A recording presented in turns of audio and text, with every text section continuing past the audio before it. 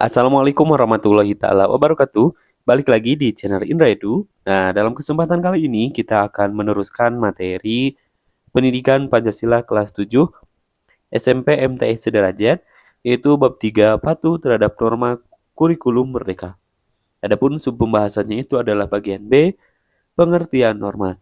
Sebelum kita lanjut kepada pembahasan, seperti biasa, mari kita subscribe terlebih dahulu, like, komen, dan boleh share kepada rekan-rekannya supaya kita semua bisa menebar manfaat yang lebih banyak lagi. Adapun tujuan pembelajarannya, peserta didik diharapkan mampu memahami materi tentang pengertian norma. Mari simak materinya. Nah, kebutuhan antara satu manusia dengan manusia lainnya tidak selalu sama dan tentunya terus berubah. Dengan banyaknya kebutuhan antara satu manusia dan manusia lainnya dapat menimbulkan perselisihan untuk saling mendapatkan dan memperebutkan. Jika perselisihan tersebut tidak segera ditangani dengan tepat, maka akan terjadi perpecahan dalam kelompok masyarakat. Oleh karena itu, supaya perpecahan dalam kelompok masyarakat tidak terjadi, maka perlu adanya norma di dalam kehidupan masyarakat. Istilah lain dari norma adalah aturan atau kaidah. Nah, mari kita perhatikan gitu ya atau analisis terkait dengan pengertian norma menurut beberapa ahli. Yang pertama, menurut Dewa Gede Sudika Mangku tahun 2020 halaman 45 mengemukakan bahwa norma adalah pedoman yang dijadikan patokan untuk bertindak benar dan tepat dalam kehidupan bermasyarakat agar tercipta kehidupan yang tentram, tertib, terpelihara, dan terjamin. Yang berikutnya, menurut pendapat Enrik Sapudin 2017 halaman 4 menyebutkan bahwa norma adalah kaidah sosial yang menjadi aturan hidup bagi setiap manusia untuk bertingkah laku dalam kehidupan bersama. Sementara yang ketiga, menurut Maria Parida Indrati Suprato tahun 2020 halaman 19 menyebutkan bahwa norma merupakan adanya suatu ukuran yang dijadikan patokan bagi seseorang dalam hubungannya dengan sesama dan lingkungannya. Maka dengan demikian dapat kita tarik kesimpulan bahwa pengertian norma berdasarkan beberapa ahli tadi adalah aturan yang menjadi petunjuk bagi setiap manusia untuk melakukan tindakan yang sebaiknya dilakukan dan tidak dilakukan oleh manusia kepada manusia lainnya. Nah, ini yang dimaksud dengan norma. Norma itu tadi istilah lainnya adalah aturan, sementara pengertian dari norma itu sendiri adalah aturan yang menjadi petunjuk. Petunjuk untuk apa? Untuk manusia atau untuk seseorang dalam melakukan tindakannya yang harusnya dilakukan dan tidak boleh dilakukan oleh manusia ke manusia lainnya.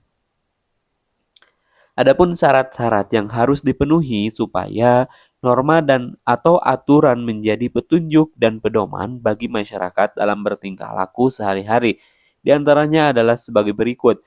Yang pertama, terdapat perintah. Nah, norma terdapat perintah yaitu merupakan anjuran dan petunjuk yang harus dilaksanakan oleh setiap manusia. Selain syarat-syarat terdapat perintah, yang kedua yaitu terdapat larangan. Nah, maksud norma terdapat larangan yaitu merupakan petunjuk yang tidak dilakukan dan harus ditinggalkan oleh setiap manusia.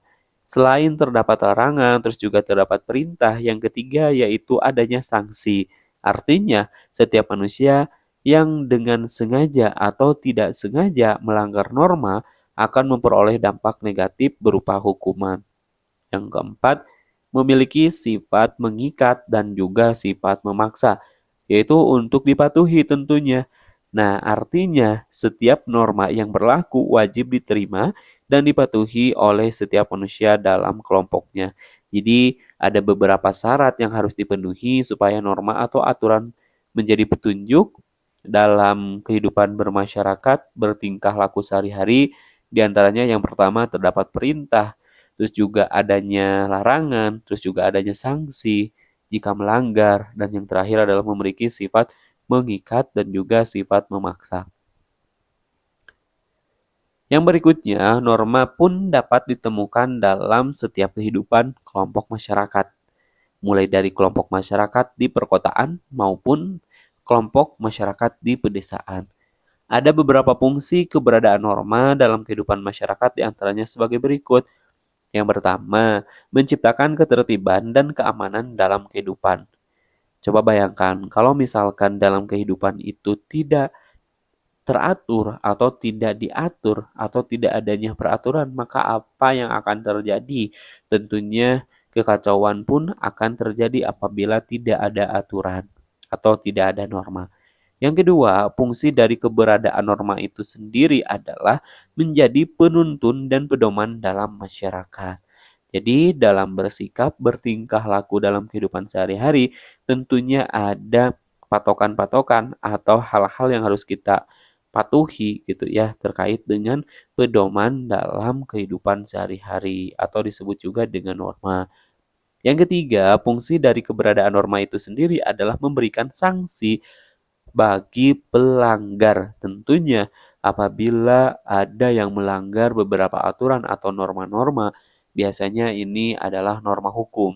Apabila seseorang melanggar norma hukum, maka akan dikenai sanksi. Selain norma hukum, jadi norma agama, norma kesusilaan, dan norma kesopanan pun akan dikenai sanksi apabila orang-orang melanggar norma tersebut.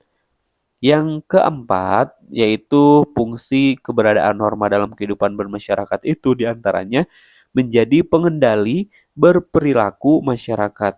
Nah, kalau misalkan tidak ada norma, maka semua perilaku kekacauan pun itu tidak bisa dikendalikan gitu ya, pasti akan seenaknya, berbuat semaunya gitu ya. Pasti orang-orang itu akan bersifat egois gitu ya, selalu mementingkan diri sendiri. Karena kalau tidak ada norma, maka susah untuk dikendalikan. Nah, makanya ada norma, keberadaan norma ini memiliki fungsinya itu menjadi pengendali perilaku masyarakat supaya tertib, aman gitu ya. Dan yang terakhir adalah menciptakan keadilan. Apa sih yang dimaksud dengan adil? Adil itu artinya seimbang, tidak berat sebelah ya. Jadi memperlakukan semua orang itu dengan sama, tidak membeda-bedakan antara manusia yang satu dengan manusia yang lainnya, tentunya harus diperlakukan maksimal atau serata mungkin gitu ya, seimbang mungkin. Jadi itulah beberapa fungsi adanya keberadaan norma dalam kehidupan bermasyarakat. Tadi yang pertama tentunya menciptakan ketertiban dan juga menciptakan keamanan, terus juga menjadi penuntun atau juga menjadi pedoman, terus juga memberikan sanksi bagi beberapa orang yang melanggar atau bagi orang-orang yang tidak patuh atau orang-orang yang bandel. Terus juga selain memberikan sanksi, juga memberikan pengendali perilaku masyarakat, dan yang terakhir tentunya menciptakan keadilan. Adapun kesimpulannya dari materi ini yaitu dapat disimpulkan bahwa norma itu adalah aturan yang menjadi petunjuk bagi setiap manusia untuk melakukan tindakan yang sebaiknya dilakukan dan tidak boleh dilakukan oleh manusia kepada manusia lainnya. Sekian dan terima kasih. Sampai jumpa di pembahasan berikutnya. Kami akhiri. Semoga bermanfaat. Assalamualaikum warahmatullahi wabarakatuh.